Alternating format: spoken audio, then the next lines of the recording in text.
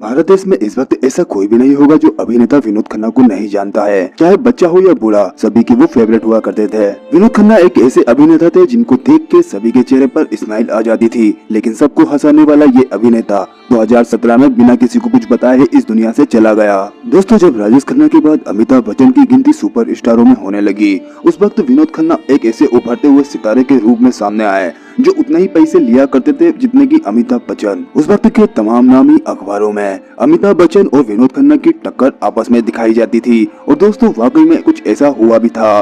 फिल्मी पर्दे पर दोनों की फिल्मों में कंपटीशन हुआ करता था। हालांकि पब्लिक दोनों ही सुपरस्टारों की फिल्में बराबर देखा करती थी, लेकिन इसके बावजूद भी मीडिया में बनाए जा रहे माहौल का सभी ने लुत्फ उठाया। विनोद खन्ना अपने करियर की ऊंचाई पर थे। उन दिनों वो एक धार्मिक संत ओशो से मिले और उनसे काफी प्रभावित हुए। वो उनसे इतने प्रभावित हो गए कि उन्होंने अपनी जीवन को, अपनी फैमिली लाइफ को और साथ में ही अपनी फिल्मी लाइफ को छोड़ के ओशो के साथ में उनके आश्रम में रहने का फैसला कर लिया। अपने बने बनाए स्टारडम को छोड़कर विनोद खन्ना एक संत के साथ में रहने चले गए। बस यहीं से उनके करियर का पतन चालू हो गया।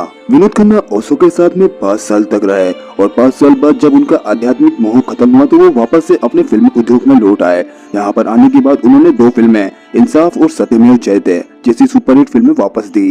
विनोद खन्ना अपने दम पर ही फिल्म इंडस्ट्री में आए थे। अगर उनके गॉडफादर के रूप में किसी को देखा जाए तो सुनील दत्त साहब हो सकते हैं, क्योंकि उन्होंने सबसे पहला ब्रेक विनोद खन्ना को दिया था। उन्होंने अपनी फिल्मों में विनोद खन्ना से नायक की जगह खलनायक की भूमिका निभाई थी। 1987 में विनोद खन्ना ओशो के आश्रम से वापस फिल्म इंडस्ट्री की ओर लौट आए और उसके 10 साल बाद यानी कि 97 में उन्होंने अपने पुत्र अक्षय खन्ना को फिल्म हिमालय पुत्र से बॉलीवुड में लॉन्च कर दिया।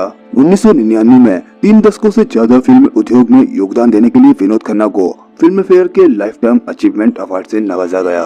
1997 में विनोद खन्ना भारतीय जनता पार्टी में शामिल हो गए और अगले साल के लोकसभा चुनाव में पंजाब के गुरदासपुर विधानसभा क्षेत्र से बीजेपी की तरफ से लोकसभा के प्रत्याशी के रूप में चुनाव लड़े और 1999 को वो लोकसभा प्रत्याशी के रूप में सांसद भी बन गए। विनोद खन्ना 10 सालों तक यानी कि 2009 तक गुरदासपुर के सांसद रहे। विनोद खन्ना की निजी जिंदगी की बात करें तो विनोद खन्ना ने अपनी जिंदगी में 2 शादियां की है। उनकी पहली पत्नी गीतांजलि तरियार खान से उनकी मुलाकात अपनी कॉलेज लाइफ के दौरान ही हो गई थी। 1971 में विनोद और गीतांजलि ने एक दूसरे के साथ में विवाह कर लिया। इनसे उनके 2 पुत्र हुए, एक राहुल और दूसरा अक्षय। दोनों इस वक्त बॉलीवुड के स्टार हैं। 1985 में विनोद और गीतांजलि का तलाक हो गया और 1990 में विनोद खन्ना ने उद्योगपति सरयू दफ्तारी की बेटी कविता दफ्तारी के साथ में शादी कर ली। विनोद और कविता के भी 2 बच्चे हुए। उनका एक बेटा साक्षी और एक बेटी श्रद्धा है। 2017 में विनोद खन्ना मूत्राशय के कैंसर से गंभीर रूप से जूझ रहे थे।